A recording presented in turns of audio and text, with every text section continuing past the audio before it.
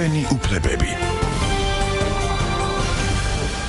მოგესალმებით, დღეს სამშაბათია, გადაცემა თქვენი უფლებები, ჟურნალისტ დანელიასა და ლელა დევდარიანთან ერთად, კვლავ თქვენთან ერთად არის. დღეს გვექნება ძალიან საინტერესო თემა იქნება საბანკო მომსახურება, ხელშეკრულებები და ყველა ეს ურთიერთობა, რომელშიც ჩვენ ნებსით თუ უნებლიეთ, ალბათ ყველა ადამიანი, ვინც საქართველოში ცხოვრობს, შედის ხოლმე. დიდი მადლობა ბატონო არჩილ, რომ მოგზავნით ჩვენთან და მოდით ესე ვთქვათ, ვიღებთ იპოთეკურ სესხს, თუ ვიღებთ სამომხმარებლო სესხს, ვართ ინდივიდუალური ადამიანი, იურიდიული პირი თუ რაღაცა გაერთიანება, ჩვენ გვიწევს ბანკთან ურთიერთობა. რა უნდა გვახსოვდეს აი პირველივე მომენტიდან, როდესაც ჩვენ ბანკში შევაბიჯებთ ხოლმე? პირველ რიგში ალბათ მადლობას მოგახსენებთ მოწვევისთვის. ძალიან საინტერესო თემაა. ამ კითხვაზე ალბათ შემიძლია თქვა ზოგადი პასუხი გავცე ის, რომ პირველ რიგში აუცილებელი არის კარგად გავეცნოთ ხელშეკრულებას, ხო, ეს ტრივიალურად ჟღერს, მაგრამ ნამდვილად ასე არის. ბევრი საინტერესო ინფორმაცია არის მოცემული ხელშეკრულებაში, განსაკუთრებით მის პირველ გვერდზე კომერციულ ბანკებს ევალებათ, რომ განსაკუთრებით მნიშვნელოვანი ინფორმაცია რაც შეეხება, თქვათ, მაგალითად, სესხის საპროცენტო განაკვეთს, ეფექტურ საპროცენტო განაკვეთს, საკომისიოებს და შემდეგ დიდი შრიფტით მაქსიმალურად თვალსაჩინოდ იყოს წარმოდგენილი პირველ გვერდზე, ყველაზე მნიშვნელოვანი ინფორმაცია, თუმცა გარდა ამისა არანაკლებ მნიშვნელოვანი ინფორმაცია არის. ანუ ეს ნამდვილად ხდება ასე, მაგრამ უბრალოდ სამწუხაროდ ამასაც ბევრი ადამიანი შრიფტზე გამახსენდა უბრალოდ. მე რაღაცა შეიძლება არა დაკვირვებული ადამიანი ვარ, მაგრამ იქ დიდი შრიფტით და ასე ხასგასმული არაფერი არ მინახავს და სულ მგონია რომ აუცილებლად მათყუებს ბანკი, როდესაც მივდივარ მასთან და კონკრეტულად ის ინფორმაცია ნამდვილად არის. კონკრეტულად ის ინფორმაცია ნამდვილად არის. ძირითადი ინფორმაცია რაც შეეხება განაკვეთს, ასე ვთქვათ, პასუხისმგებლობის სახეებს, დაგვიანების შემთხვევაში, გრაფიკი და ასე შემდეგ ეს ყველაფერი. ზოგჯერ ეს არის ხელშეკრულების პირველ გვერდზე, ზოგჯერ შეიძლება ცალკე ფურცელი იყოს, მაგრამ ყოველ შემთხვევაში ეს ინფორმაცია ნამდვილად მიეწოდება. რაც შეეხება უშუალოდ თვითონ ხელშეკრულების დანარჩენ ტექსტს, ის ხან როგორ არის, ხან როგორ არა, მაგრამ ის აუცილებლად გასაცნობია და პირველ რიგში ალბათ ეს უნდა გვახსოვდეს, რომ მიუხედავად იმისა, ეს არის სამომხმარებლო სესხი თუ განვადება თუ საბარათე სესხი თუ ასე შემდეგ, აუცილებელი არის რომ კარგად გავეცნოთ ხელშეკრულებას. თუ თქვათ არ ყოფნის ცოდნა რომ გავიაზროთ საკმარისად ის თუ რა წერია ხელშეკრულებაში, იგივენაირად შეგვიძლია კითხვით მიმართოთ უშუალოდ კონკრეტული ბანკის წარმომადგენელს, ან ეროვნული ბანკის ეროვნულ ბანკს მიმართოთ ამ შემთხვევაში შეკითხვით, იმიტომ რომ არსებობს ცალკე სამსახური, რომელიც მომხმარებელთა უფლებების დაცვაზე არის ორიენტირებული ეროვნულ ბანკში და იქ შეგვიძლია გვიპასუხო ამ კითხვებზე. კი ბატონო არჩილ, ხდება ხოლმე ასე რომ თუ მე არ მინახავს ესეთი ადამიანი, რომელიც სამომხმარებელ სესხს იღებს, თქვათ, შედარებით უფრო ცოტა ფულად, არ მინახავს ადამიანი, რომელიც დაჯდება და ბოლომდე ჩაიკითხავს აი ამას ყველაფერს. როგორც წესი, ადამიანები უბრალოდ აწერენ ხელს, იმიტომ რომ სასწრაფოდ უნდათ ფულის მიღება და რასაკვირველია, ამის გადამოწმება, სახში წამოღება, იურისტისთვის ჩვენება, კითხვები ეროვნულ ბანკთან, როგორც წესი, ეს არის ლირიკის სფერო და არასდროს არ არის ხოლმე ჩვეულებრივ. თუ ასეთი რამ მოხდა და ჩვენ იქ არ მოგვეწონა რომელიმე მუხლი და მივმართეთ ბანკს, რომ შეცვალეთ ეს მუხლი ან გადაასწორეთ, იმიტომ რომ მე ხელს არ მაძლევს ასეთი რამ. თუ ყოლეთ ან კლიენტებში ან თქვენ პირადად ესეთ შემთხვევა თუ ყოფილა რომ ბანკი დაგეთანხმათ და მართლა თქვენი მოთხოვნა გაითვალისწინა, გადააკეთა ესა თუ ეს მოთხოვნა. კი ბატონო, ან ეს საკმაოდ პრობლემატური საკითხი არის, იმიტომ რომ მოგეხსენებათ, ნუ ბაზარზე არის სულ რამოდენიმე ბანკი, მე მგონი 16 თუ 17 სულ კომერციული ბანკი საქართველოში და არის ძალიან ბევრი მომხმარებელი, ხო, თითოეული ბანკის კონკრეტული სასესხო პროდუქტი გათვლილი არის 10,000-ობით ან 100,000-ობით ადამიანზე, რომელიც მეტნაკლებად ერთ და იგივე კატეგორიაში ჯდება, ხო, აქვთ მაგალითად დაახლოებით რაღაც კონკრეტული რაოდენობის შემოსავალი, ან აქვს უძრავი ქონება, ან ასე შემდეგ, ან ასე შემდეგ. შესაბამისად გაუჭირდება რა თქმა უნდა ბანკს რომ ყველა კონკრეტული პირობა ინდივიდუალურად მოარგოს თითოეულ მომხმარებელს მისი ინტერესების მიხედვით. ეს პირობები როგორც წესი არის სტანდარტული, ყველასთვის ერთიანი და ბანკი როგორც წესი არ თანხდება რომ ერთი კონკრეტული მომხმარებლის ინტერესებს მოარგოს კონკრეტული პირობა. თუმცა ეს იმას არ ნიშნავს რომ ბანკს ამის უფლება არ აქვს. ამის გაკეთება მას რა თქმა უნდა შეუძლია, მაგრამ დამოკიდებული არის იმაზე თუ ვინ არის მეორე მხარეს, ასე ვთქვათ, რამდენად აწყობს კომერციული თვალსაზრისით ბანკს ამა თუ იმ პირობის შეცვლა რამდენად მომგებიანია მისთვის ეს, რამდენად ღირს, ასე ვთქვათ, ამ მოლაპარაკებებში ჩართვა იმ შედეგად, რასაც კონკრეტული ხელშეკრულებიდან ბანკი მიიღებს და ასე შემდეგ. ეს ჩვეულებრივი სავაჭრო ურთიერთობაა, სადაც შეიძლება ბანკს რაღაც აწყობდეს, ან არ აწყობდეს და იმის მიხედვით მიიღოს გადაწყვეტილება. თუმცა აქ ერთი მნიშვნელოვანი გასათვალისწინებელი გარემოება ეს არის, რომ თუ კი თავად სტანდარტულ ხელშეკრულებებში, სტანდარტულ პირობებში არის რაიმე ისეთი პირობა, რომელიც ეწინააღმდეგება კანონმდებლობის მოთხოვნას, ან ეროვნული ბანკის მოთხოვნებს, მაშინ რა თქმა უნდა ამ შემთხვევაში შეუძლია მოქალაქის პირდაპირ უთხრას, რომ ეს კონკრეტული მუხლი მაგალითად ეწინააღმდეგება ან სამოქალაქო კოდექსს, ან ეროვნული ბანკის დადგენილებებს და ბრძანებებს და ასეთ შემთხვევაში ბანკი ვალდებული იქნება, რომ ამოიღოს ეს კონკრეტული მუხლი. მაგრამ თუ კი უბრალოდ რომელიმე პირობა არ აწყობს, მაშინ რთულია დაავალდებულოთ ბანკი, რომ მისი პირობები მოარგოს ერთ კონკრეტულ მოქალაქეს. ანუ სტანდარტულია პირობები და უნდა მოერგოს მოქალაქეები ძირითად შემთხვევებში. კონკურენციის დარგია, ანუ აი ამისთვის ბანკები ერთმანეთს ებრძვიან, ხო? ვის აქვს უკეთესი პირობები? ვინ უფრო მეტად ორიენტირებულია მომხმარებელზე, ვინ უფრო მეტად მორგებული არის მომხმარებლის მოთხოვნებზე, ვინ უფრო მეტად ფლექსიური ამ თვალსაზრისით და ვისთან უფრო მეტად კომფორტულია მუშაობა თითოეული მომხმარებლისთვის, ხო? ყველა ბანკი ამ თვალსაზრისით კარგად ვერ დაიკვეხნის, მაგრამ არსებობს რამდენიმე ბანკი, თქვათ, რომლებიც ერთმანეთს ებრძვიან და ასე ვთქვათ, დიდი ბანკები, რომლებიც მკვეთრ კონკურენციაში არიან ერთმანეთთან შესული, კონკრეტულად არა ბიზნესებზე და კომპანიებზე, არამედ ინდივიდუალური მომსახურებების დარგში. ანუ თითოეულ მოქალაქეს ვინ უფრო კარგი შეთავაზებს. დიახ, რა თქმა უნდა, და ამის მიხედვით შემდეგ ინაწილებენ, ასე ვთქვათ, საბაზრო წილებს. ბატონო, მოდით ობიექტური ვიყოთ და ვთქვათ, რომ აი ამ წლების განმავლობაში, როდესაც საბანკო სექტორი ძალიან კარგად და მძლავრად ამუშავდა საქართველოში, ბევრი რამ შეიცვალა და შეიცვალა მომხმარებელთა სასიკეთოდ. შეიცვალა პროცენტები, შეიცვალა მომსახურება, შეიცვალა მიდგომები ადამიანების მიმართ და მე მგონი ეს ერთობლივი ბრძოლის შედეგია მოქალაქეებისა და ბანკების რაღაცა შემოხვედრი მიმართულებით ცდილობდნენ, რომ არ წამოსულიყვნენ, თუმცა იმდან გახშირდა საჩივრები ბანკების მიმართ სასამართლოებში, იმდენად გახშირდა რაღაცა კანონმდებელმაც გადახედა თავის მოღვაწეობას, რომ მე მგონი მოქალაქეების სასიკეთოდ არის შეცვლილი სიტუაცია. კი, ნამდვილად საქმე იმაშიც არის, რომ მოქალაქეების ინფორმირებულობის დონეც გაიზარდა, ანუ შედარებით, რა თქმა უნდა, არ არის ეს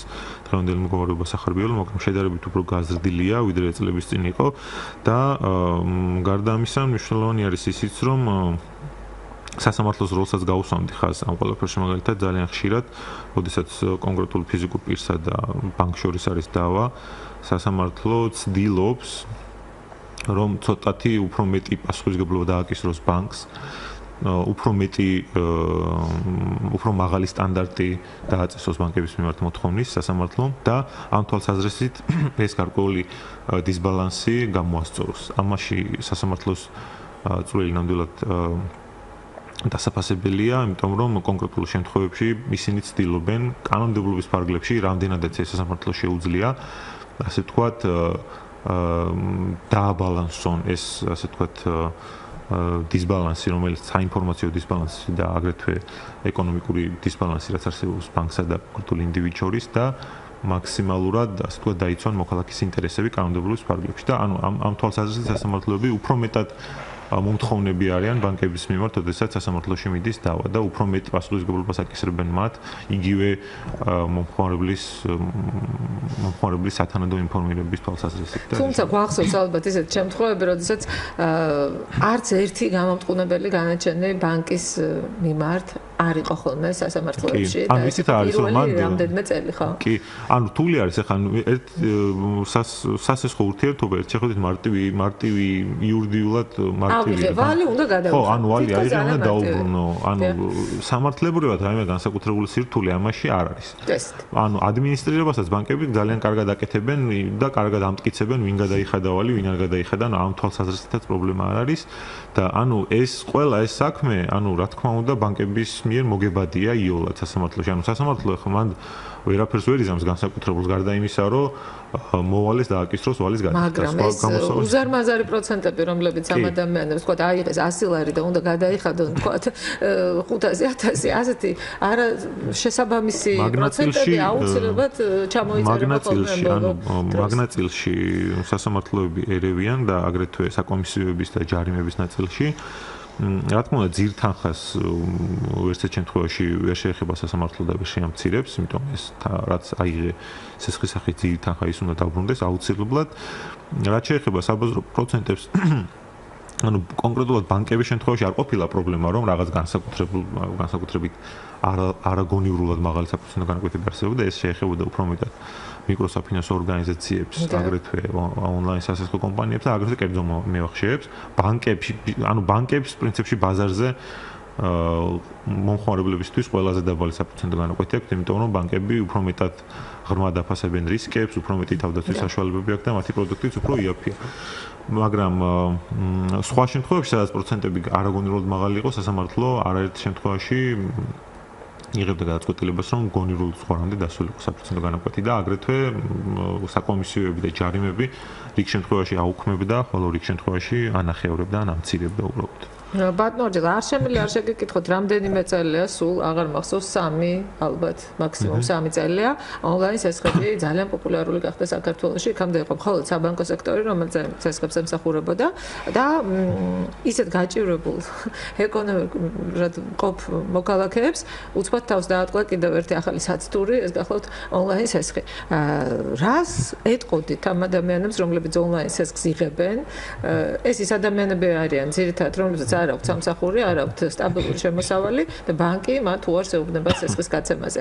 კიდევ უფრო რომ არ დაემძიმოს თავიანთი მდგომარეობა, რას ეტყოდით, რას გაახსენებდით, ვიდრე აიღებდნენ ონლაინ სესხს ძალიან კომფორტულად, საკუთარ დივანზე წამოწოლილები, კონდიციონერით ჩართული და რაღაც საოცარი რეკლამები რომ გაიხალისეთ ცხოვრება, 10 წუთში თქვენ შეგიძლიათ წახვიდეთ იქ მაიამი ბიჩზე და აი იქიდან ჩამოსულებს უკვე რა სიტუაცია ხდებათ. კი ბატონო, ანუ მან პრინციპში ანუ იურისტის სათქმელი შედარებით ცოტა, ანუ მან სუფთა ადამიანური მომენტი არის, ანუ ადამიანი იოლად შეიძლება წამოეგოს ამ ცნობას, რომ იოლად აიღოს თანხა, შემდეგ დახარჯოს და ამიტომ ჩემი რჩევაც უფრო მეტად ადამიანური თვალსაზრისით გამომდინარე იქნება მორალურობიდან, ვიდრე რაიმე იურიდიული. ანუ იურიდიული რჩევა მან არ არსებობს, ახლა ანუ უნდა წაიკითხო ხელშეკრულება და უნდა იცოდე, რომ თანხის დაბრუნება მოგიწევს, მაგრამ რა პროცენტად ხო გააჩნია და რამდენად ადეკვატურია ეს პროცენტი?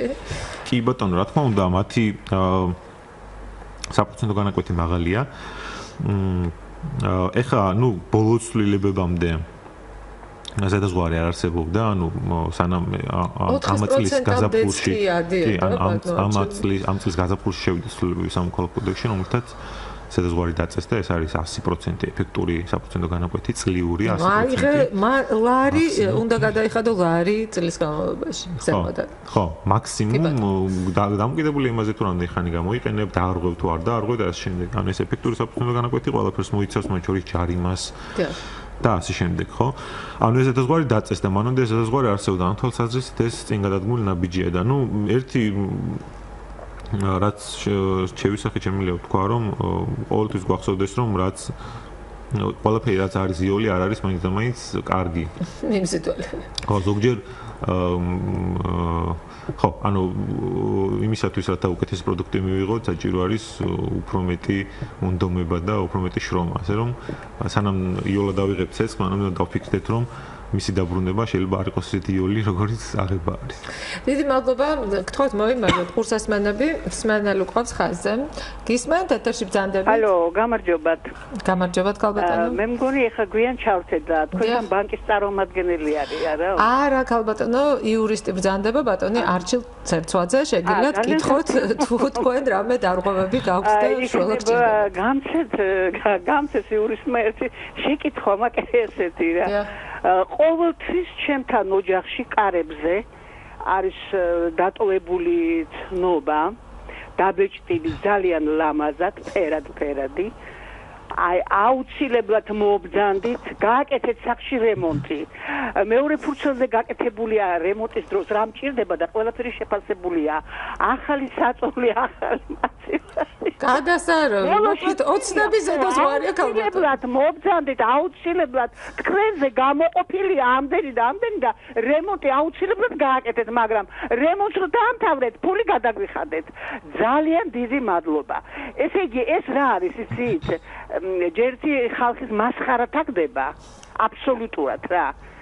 თქვენ გაღიზიანებთ ეს სარეკლამო რა არის იცით აი ხალხი შეყავთ შეცდომაში როგორმე გაიგე ზოგი მართლა იფიქრებს რომ აი რა კარგია ხა ვაიმე რა კარგია გავაკეთებ რემონტს რაღაცა აი რატო ცდილობს ბანკი ესე ბანკები არის ბანდიტები აი მე ესეთი საბჭოები მომრჩება იცით ჯერ ერთი ბინლენ გამოსცხრება როგორ შეიძლება ესა ადამიანის ხო? ეს რა არის? მაგათი წესია, არ გადაიხადე გამოგასახლებენ რასაკურველია, იმიტომ რომ ფული გაქვთ აღებული, ქალბატონო, ბინა გაქვთ ჩადებული და რასაკურველია. შენ რატომ ცდილობ მაბატე თქვენ არ გეუბნებით შენობით. შენ რატომ ცდილობ ბანკი რო ხარ რომ მე შემაცდინო. შემაცდინო, აი ასე აუცილებლად. ანდა იცით რა არის? SMS-ი მომდის. თქვენ გამოგეყოთ 6000 ლარი ქალბატონო მომზადეთ. საცტური არის დიდი, ხო? ხო მოგდომებიათ ქალბატონო და იცი ამაშია საქმე. ხალხი შეყავთ შეცდომაში, ჩემო კარგო. ეს გაჭირვებული ხალხი, რომელსაც რაღაცა უნდა, გაიგეთ? ეს შეცდომაში შეყავთ. ფინცის რამდენი ხანია ოცნებობენ რომ გააკეთონ რემონტი, მაგალითად, აქ დასურათებული თქვენი რემონტის დიზაინი გაქვთ ყოველდღიურად, ხო ასე? დიდი მადლობა ქალბატონის აი ესეთი შეკითხვა იყო, ნუ ამას ალბათ იურიდიულ შეფასებას ვერც მიცემთ. ბანკი აკეთებს რეკლამას. კი ბატონო, ანუ რაც შეეხება, ან ნაწილობრივ შეიძლება მივცეთ იურიდიული შეფასება. კი ბატონო, საინტერესოა. სარეკლამო SMS-ებს. დიახ, აი ან ასეთ აგრესიულ მარკეტინგულ კამპანიას, ანუ რაღაც ნაწილი რეგულირებული არის. მოგულზე ასეთ შეტყობინება. ან ონლაინ სესხებზე არის დიდი განაცხადი და ჩვენთან 5 წუთში, ანუ რაღაც ძალიან საოცარი. ანუ სარეკლამო SMS-ებსაც შეეხება ეგ ნაწილი რეგულირებულია, თვალსაზრისით რომ შეგვიძლია არსებობს პერსონალურ მონაცემთან დაცვის ინსპექტორის აპარატი, რომელსაც აქვს შემუშავებული სწორედ ეს მექანიზმი, რომ შეგვიძლია გავაგზავნოთ SMS-ი და კონკრეტულ ნომერზე და აღარ მოგვივიდეს არასდროს. ხდება შემთხვევები, რომ გავაგზავნით SMS და მოვითხოვთ რომ აღარ მოგვივიდეს სარეკლამო SMS-ები, მაგრამ მაინც მოდის. ან ეს ზოგჯერ შემთხვევაში შეგნებულად ხდება. ან შემდეგ აუცილებლად მოგვივა? ხო, ან ზოგჯერ ამას შეგნებულად არ ღვიენ კომპანიები, ზოგჯერ ეს შეიძლება ტექნიკური შეცდომა იყოს. ასეთ შემთხვევაში შეგვიძლია მივმართოთ აპარატს და აჯარიმებს კონკრეტულ ანუ კომპანიას, რომელსაც SMS-ები გააგზავნა, ინსპექტორის აპარატი, კონკრეტული ფინანსური ჯარიმით. და ეს არის გამოსავალი. რაც შეეხება სხვა ანუ ბევრი სხვა ფორმა შეიძლება არსებობდეს, როგორაც შეიძლება ბანკმა დავიცვათ. ბანკმა მიაწოდოს ინფორმაცია, ასე ვთქვათ, აგრესიულად შეთავაზოს კონკრეტული სასესხო პროდუქტები, ხო? ანუ არ ვიცი, ბევრი ამის ფანტაზია ან ყოფნის რომ ყველაფერი ჩამოვთავრო, მაგრამ რა თქმა უნდა ბევრი იქნება ესეთი, მათ შორის სატელევიზიო რეკლამები, სოციალურ ქსელში რეკლამები, შეიძლება მართლა ესეც იყოს, რომ კონკრეტულ ინდივიდებთან მისვლა და ფლაიერების ან ბუკლეტების გადაცემა. ან ზირთად ის ბანკები გთავაზობენ ძალიან მომხიბლავ წინადადებებს, ზირთად ბარათების სახით, რომელთანაც შენ გაქვს რაღაცა ურთიერთობა, ან სასესხო, ან საიდანაც გიცნობს ის ბანკი. აუცილებლად გიცნობს, ან ვთქვათ, მაღაზიებიც კი, ვთქვათ, ელექტრონიქსი, მიზანმიმართულად გირეკავს ხოლმე, თუ შენ ერთი ნივთი მაინც გაქვს შეძენილი მისგან და შენ ციხარ მის ბაზაში, ან ბანკის აცხელფას გერიცხება აუცილებლად აქვს მათ რამდენიმე შემოთავაზება დღეში რამდენჯერმე ასე რომ კარგად აწონდეთ ბატონებო კარგია ერთჯერადი სესხი მაგრამ მე იმის გასტუმრება რაღაცა ცოტა ძნელია და თლად ბანკსაც არ შეიძლება დააბრალოთ ეს კი ბატონო ლელა დევდარიანი შეკითხოთ ბატონო არჩილ ჩემ გარშემო ბევრი ადამიანისგან მსმენია რომ ანუ თუ უნდა რომ აიღოს სესხი თხოვენ რომ ანუ ჭირდება თავდები ანუ რას ნიშნავს ეს თავდებობა და ანუ რა შეიძლება ვუთხრათ ამ თავდება ადამიანებს რო არ დაზარალდნენ და ანუ ზოგადად რა მოვალეობები ეკისრება თავდება იმ შემთხვევაში თუ გაფუჭდა ურთიერთობა ბანკთან თავდებობა ძალიან ასე ვთქვათ საფრთხილო მექანიზმი არის და ძალიან ესე იგი 100 ჯერ უნდა გაზომოს და ერთხელ გაჭრას ადამიანმა სანამ მიიღებს გაწყვეტილებას რომ ვინმეს თავდება დაუდგეს. თუმცა რამდენიმე წლის წინ ეს მხოლოდ ძმა-კაცურ ურთიერთობებზე იყო, წამოყვები კაცო რასია ლაპარაკი და უცბად ძალიან ბევრი მახეში აღმოჩნდა. კი ბატონო. საკმაოდ მნიშვნელოვანია რომ თავდებმა, ანუ ის ადამიანის აპირებს რომ ეს გადაწყვეტილება მიიღოს, კარგად გაიაზროს რას ნიშნავს ეს. ეს არის ასე ვთქვათ სოლიდარული ან ვალდებულება კონკრეტული პირთან ერთად კონკრეტული ბანკის ან გამსესხებლის წინაშე. რაც იმას ნიშნავს, რომ ნებისმიერ დროს თუ კი რა მომენტშიც ძირითადი ასე ვთქვათ მოვალე უბრალოდ ვერ შეძლებს თანხის დაფარვას, ყოველთვის შეუძლია ბანკს ან შესაბამის გამსესხებელს იმ თანხის ან პროცენტის ან ძირის გადახდა მოთხოვოს თავდებს. აგრეთვე თუ თავდებს აქვს მის საკუთრებაში არსებული უძრავი ქონება ან მანქანა ან ასე შემდეგ და იმ შემთხვევაში თუ კი ბანკმა ვერ ამოიღო ეს ესხი ძირითადი მოვალისაგან და თუ კი ძირითად მოვალესაც არ აქვს არც უძრავი ქონება, არც მანქანა, არც ანგარიშზე თანხები, არაფერი საერთოდ არც მოძრავი ქონება, მაგ შემთხვევაში ბანკი რა თქმა უნდა მიადგება თავდებს და თუ კი იმას გააჩნია რა მექონება, მას დაუყადაღებს, იქიდან შეიძლება რომ თანხა ამოიღოს. თუმცა რამდენად სამართლიანია ბატონო არჩილ. არასოდეს იმ ადამიანს ის ფული არ გამოუყენებია. გამოიყენა მისმა მეგობარმა, ოჯახის წევრმა და ახლა მას უწევს სწორედ თავის ხელფასიდან ხდა აი ამ ვალს. ან სამართლიანობის საკითხი ჩემი აზრით არ დგას, იმიტომ რომ ადამიანი იღებს გადაწყვეტილებას, ხო? ანუ თუ ადამიანმა ეს ყველაფერი წინასწარ იცის გააზრებული აქვს და მაინც იღებს ამ გადაწყვეტილებას, ეს იმას ნიშნავს, რომ წინასწარ გარკვეულწილად აქვს მოლოდინები, რა შედეგი შეიძლება დადგეს. ამიტომ არის რჩევა, რომ არავის არ დაუდგეს თავდება. და არც არასოდეს ბანკი კარგად არ განგიმარტავს. ნუ ეხლა გავიდა წლები და ჩვენ უკვე ვიცით რამდენი დაზარალებული თავდებია და ყოველ შემთხვევაში შენ პირველად როდესაც ბანკთან ქონდა ურთიერთობა და არავინ არ ვიყავით ამ კრებ გამოცდილები, ჩვენ არც კი ვიცოდით რას ნიშნავდა ეს. მე ხო ფულს არ ვიღებ. არა, ის იხდის ვიღაცა და უცბად რაღაცა 1-2 წელი გავიდოდა და მოგადგებოდა ბანკი შენ და გეტყოდა რომ რას ქვია შენ სადღაც ოდესღაც ხელი მოაწერე. კი ბანკმა შეიძლება არ აგიხსნას ეგ ბოლომდე და ბევრი დრო არ დაგხარჯოს რომ აგიხსნას რას ნიშნავს თავდებობა, რა შედეგები მაქვს, მაგრამ არსებობს ბევრი არასამთავრობო ორგანიზაცია, რომელიც კვალიფიციური იურიდიულ რჩევებს იძლევა უფასოდ და შეგვიძლია მათ მიმართოთ და კითხოთ. ან ბევრი ორგანიზაცია არსებობს, მათ შორის საადვოკატო კომპანიებიც, რომლებიც ასე ვთქვათ, ქველმოქმედების ფარგლებში უფასო იურიდიულ რჩევებს იძლევიან და ანუ ყველაფერს თავი გავანებოთ, გარდა მინიმუმ ინტერნეტში შეგვიძლია ძალიან კარგად წავიკითხოთ ეს ყველაფერი რას ნიშნავს და ან დღეს ახლა კანონებზე წვდომა ძალიან მარტივია, ყველა შეუძლია შევიდეს მაცნე გოუჯიზე და იკითხოს კანონი რას ნიშნავს და იქაც კარგად არის ახლა. ანუ კანონის ოფიციალურ ტექსტსაც რომ თავი გავანებოთ, უბრალოდ შეგვიძლია სოციალურ ქსელში გავიგოთ, გავიკითხოთ რას ნიშნავს, რა შედეგებთან არის დაკავშირებული, ინტერნეტში მოვიძიოთ ინფორმაცია არაიურიდიულ ენაზე დაწერილი ინფორმაცია თუ რას ნიშნავს ეს, რომ ჩვეულებრივ ადამიანმაც გაიგოს და მოკლედ ბევრი წყარო არის, რომ კარგად გავიგოთ რას ნიშნავს ეს თავდებობა, სანამ ამ გადაწყვეტილებას მივიღებთ, მაგრამ ეხლა ანუ ზოგადად შემიძლია თქვა ის, რომ ძალიან სარისკო ნაბიჯია და მე მახსოვს, როდესაც იურიდიული ფაკულტეტის სტუდენტი ვიყავი და კონკრეტულად ეს ვთქვათ თავდებობის ხელშეკრულება იყო ერთ-ერთი ჩვენი ლექციის თემა. ჩვენმა ლექტორმა დაიწყო სწორედ ეს ლექცია როდესაც იწყებოდა ჩვენმა ლექტორმა, რომელიც ამჟამად მოსამართლეა, დაიწყო ესეთი ფრაზით, რომ საკუთარ ძმასაც კი არ დაუდგეთ თავდებში თუ არ გინდათ გაიფუჭოთ თქვენ ძმასთან ურთიერთობა. ეს იყო თქვენ მთელი ქართული მენტალიტეტით ალბათ აღუდგეთ წინ ამას, როგორ შეიძლება რომ ძმას არ დაუდგეთ თავდებში. ხო, აი ესეთი იყო ლექტორისგან რჩევა, იმიტომ რომ ძალიან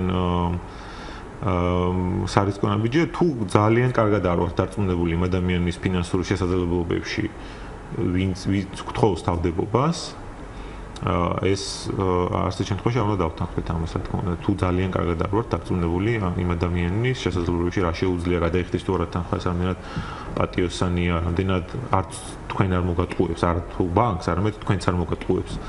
ეს ყველა ფაქტორი გასათვალისწინებელია. დიდი მადლობა ბატონო არჩილ, მე ძალიან მაინტერესებს ცოტა კარგად განგვიმარტოთ, იმიტომ რომ გადის წლები და მე მგონი იცვლება ეს მონაცემები ჩვენიც. კრედიტ ინფო რა საიტია ესა, როგორ სარგებლობენ ბანკები და შეიძლება თუ არა რაღაცა გადაკეთდეს ჩვენი პირადი მონაცემები კრედიტ ინფოში, ანუ ერთხელ თუ ჩვენ რაღაცნაირად ხელი შეგვეშალა და ვერ გადავიხადეთ დროზე ჩვენი ვალი, ოღონდ შემდეგ გადავიხადეთ, ეგრეთ წოდებული გაშავების მექანიზმი როგორ მოქმედებს ამ კრედიტ ინფოში და როგორ შეიძლება ჩვენი პირადი მონაცემები გადავასწოროთ კრედიტ ინფოთი და რა მექანიზმები ამის საჭიროა. კი ბატონო, მოგახსენებთ რომ კრედიტ ინფო არის, ანუ ეს არის ცალკე დამოუკიდებელი ორგანიზაცია, კონკრეტული კომპანია, რომელიც ურთიერთობს ბანკებთან, არ მარტო ბანკებთან, ყველა გამსესხებელთან, ფინანსურ ინსტიტუტთან, მიკროსაფინანსო ორგანიზაციები, მათ შორის ონლაინ სასახო კომპანიები და ასე შემდეგ.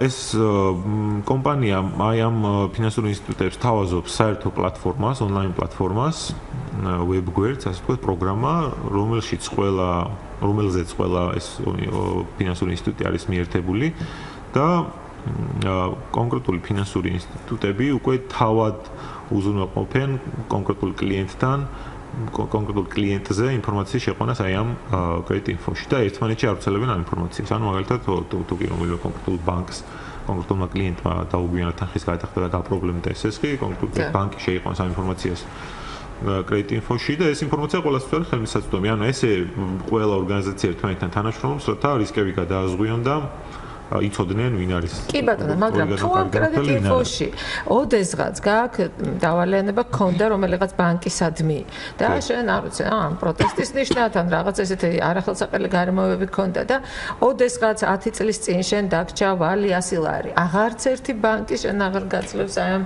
კრედიტს და როგორ შეიძლება ადამიანმა გაასაჭიროს ეს ამ ანუ მან გასაჭირების მექანიზმი თავად მაგ ფაქტის არ არსებობს. ანუ თუ კი თქვენ თვლით რომ თქვა ბანკმა არასწორად მოგთხოვათ თანხის გადახდა ან არასწორად ჩათვალა რომ თქვენ დაარღვიეთ ვალდებულება, ამაზე შეგიძლიათ იდაოთ სასამართლოში რა თქმა უნდა.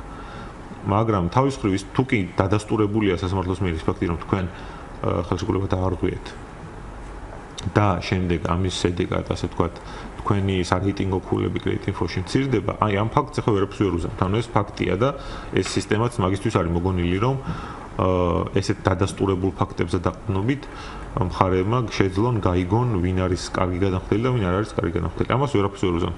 ეს არ არის მარტო ქართული პრობლემა, სოფლიოში მილიარდზე მეტი არის ეს ადამიანი, რომელსაც არ მიუწვდება საბანკო სერვისებზე ხელი. ეგრეთ წოდებული unbanked არის ინგლისური სიტყვა, რომელიც ნიშნავს, რომ ესე იგი ვერ აკმაყოფილებთ იმ კრიტერიუმებს, რომ ბანკმა შემოგცეს კრედიტი.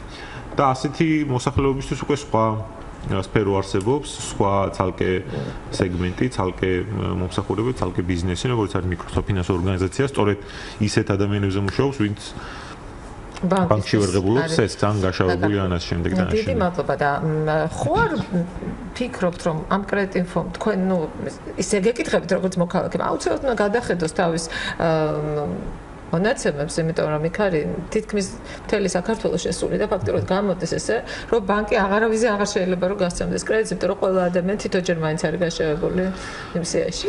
კი ბატონო, ეხლა იცით როგორ არის, რომ თავის მხრივ კრედიტ ინფოში არსებული ინფორმაცია არავისთვის არ არის სავალდებულო, ხო? ანუ ვიღაც არის გაშავებული, ან ვიღაცას თუ კი კრედიტ ინფოში ფიქსირდება ცუდი საკრედიტო ისტორია, არნიშნავს იმას, რომ ვინმე რომელიმე კონკრეტულ ბანკს ან მიკროფინანსოს ეკრძალება, რომ მას მისცეს ესხი. ეს არის უბრალოდ ინფორმაცია.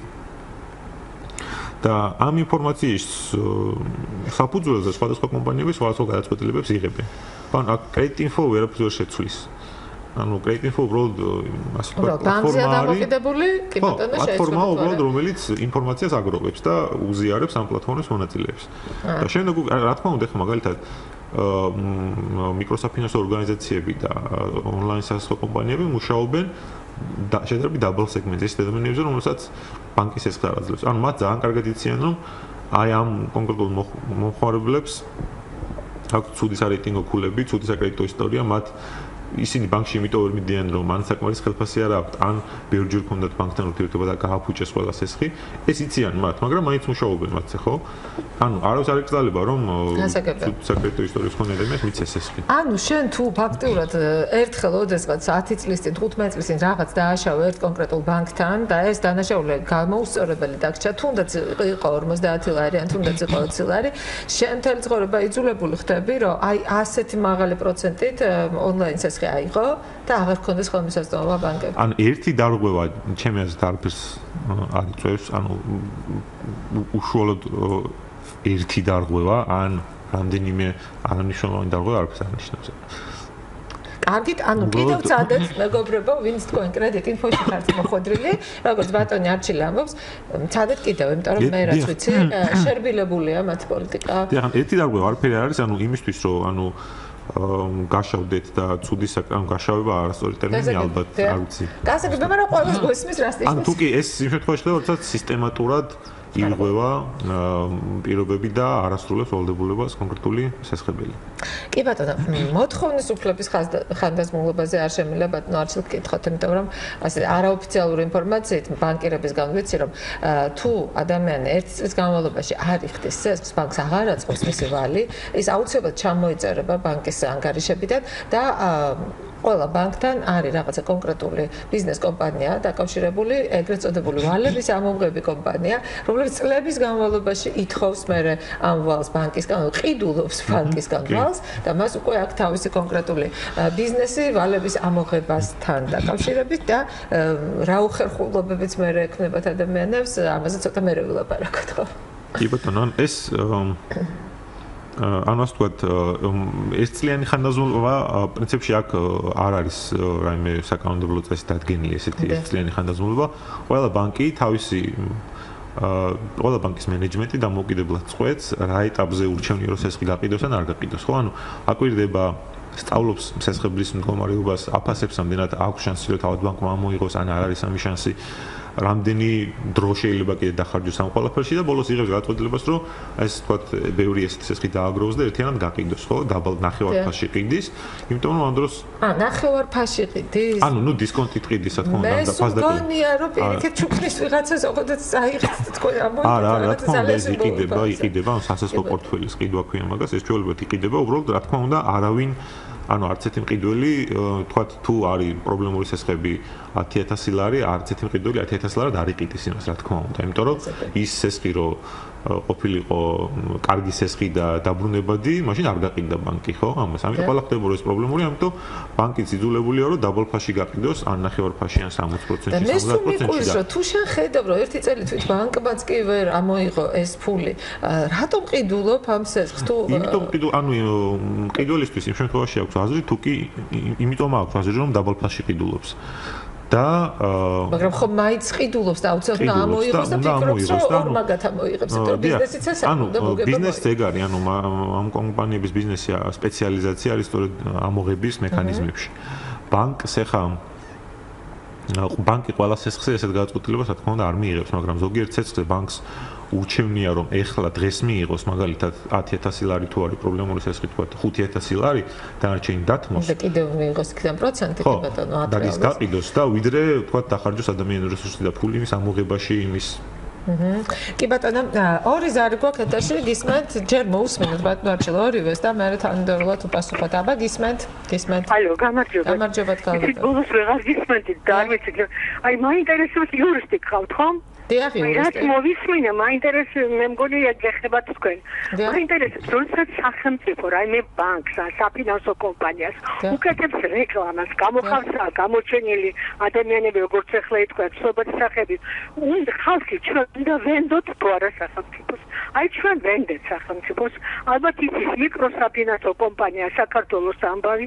დიახ. მე ვფიქრობ, რომ ჩვენ მოგვატყვა არა იმ კონკრეტულმა პიროვნებამ, არამედ იმან ის ხელი შეუწყო ამას 9 წელიწადი არსებობდა ეს ბანკი, მიკროსაფინანსო კომპანია, ჩვენ სახელმწიფოს გამო ხელი მოგვატყვა ვინ იმ კონკრეტულმა პიროვნებამ თუ სახელმწიფო და სახელმწიფო ვალდებულია თუ არა, ეხლა აგვინაზღაუროს რაღაცაი ასხლებს შოროის კაცი დააპატიმრეს ყველაფრის ღირსია უბედურების, მაგრამ ჩვენ რა დავაშავეთ რომ უკანასკნელი კაპიკები თქვენ ზარალის ანაზღაურებას პროცენტის გამო, აი ვინ არის დამნაშავე, აგდა ვინ უნდა აგოს პასუხი, ძალიან გთხოვთ ვიპასუხეთ. დიდი მადლობა და მეორე ზარიც გვაქვს გაითიშა, არა უშავს დაერეკავს კიდევ.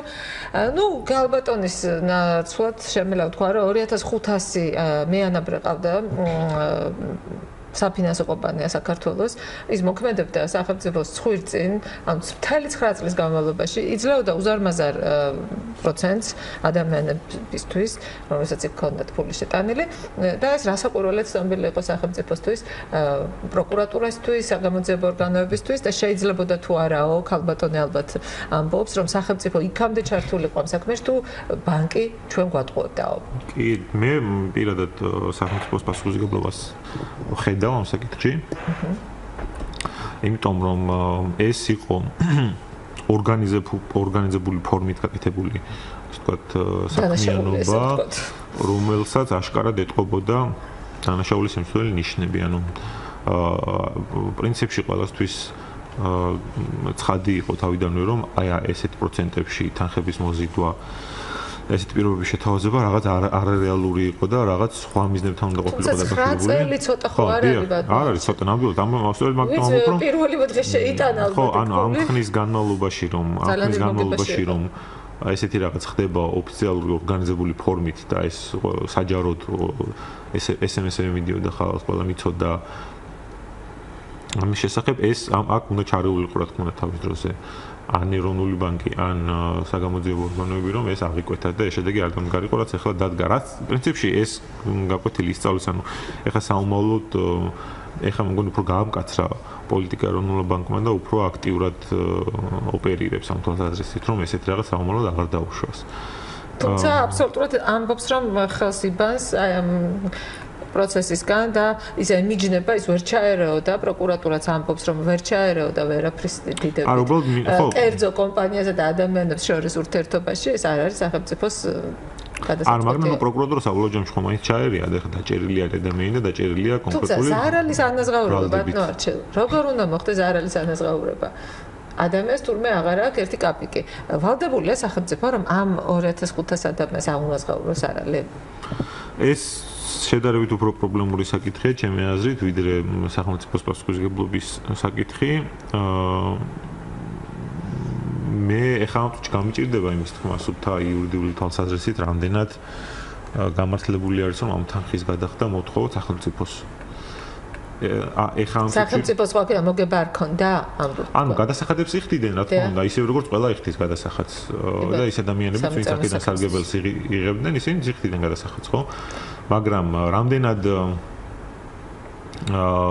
ვალდებულია სახელმწიფო ეხლა ამ წუთში მან ანაზღაუროს ეს ზიანი იურიდიული თვალსაზრისით თუმცა გამოძიება მიდის და დავალოდოთ გამოძიებას ქალბატონო წარმატებს გისურვებ თუმცა მე არ მგონია რომ ეს ფული სადღაც დაბრუნდება იმიტომ რომ უბრალოდ აღარ არსებობს ეს ფული და სახელმწიფო კი ამბობს რომ აღარ დააბრუნებს ამ ფულს დიდი მადლობა მეორე სვენელი დაგვიბრუნდა გისმენთ ეთერში ბრძანდები ალო ისე მე ვარ ესე სახელმწიფო თქვენიცით ახლა ახوارით ჩამ სახელმწიფო რა გვინაზღაურებს აბა ვინ არის დამნაშავე იცით პენსიონერებმა შევიტანეთ პატარა თანხა და იცით რა ბედნიერება იყო ის პროცენტი რომ სციდან თვემდე გავქონდა თავი აი იმ პროცენტით ამიტომ კი დიდი იყო პროცენტი მაგრამ ამით მოგვატყუეს სწორედ და 9 წლის განმავლობაში ბოლო წლებში მაინც რატომ უკეთებდა სახელმწიფო რეკლამას აბა ვინ არის დამნაშავე ვიღაცამ რაღაცა მაინც გადაგვიხადოს ასე გაჭირვა ამდენი ხალხის აი ვინ ბოდიშმე აი ვინ აიღო ეს ფული რა თქმა უნდა თანხას იხდიდა ის ფერაძია თუ ვიღაცა იხდიდა თანხას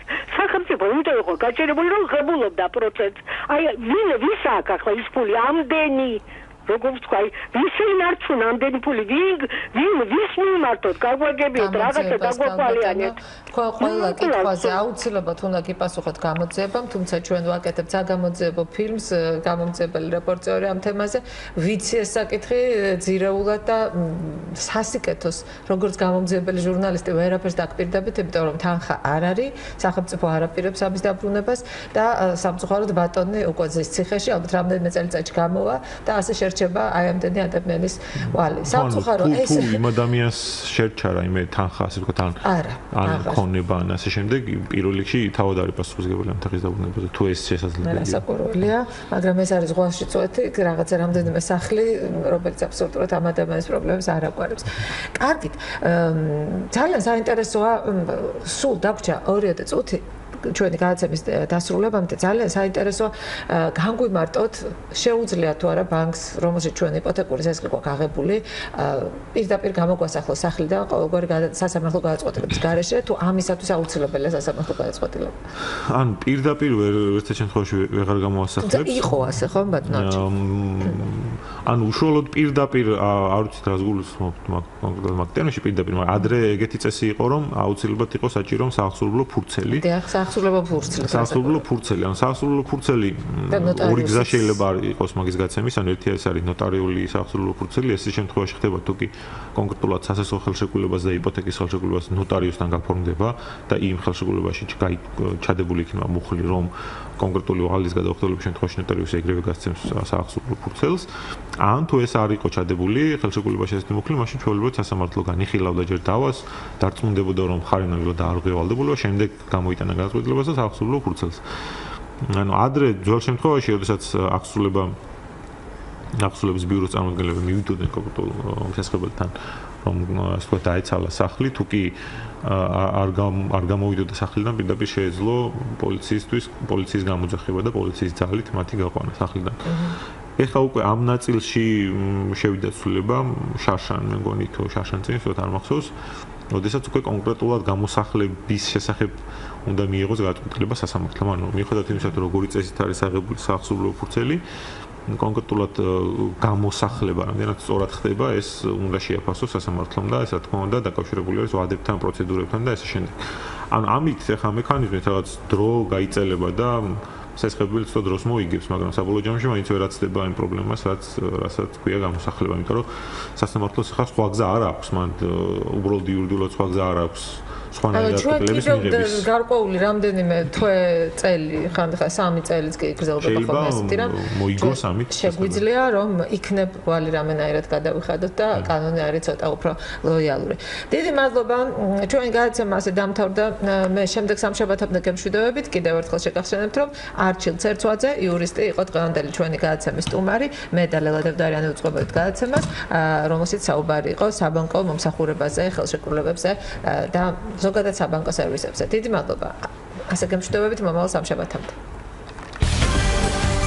დაიცავით თქვენი უფლებები. ტალღაზე 102 და 4. ყოველ სამშაბათს 3-დან 4-მდე.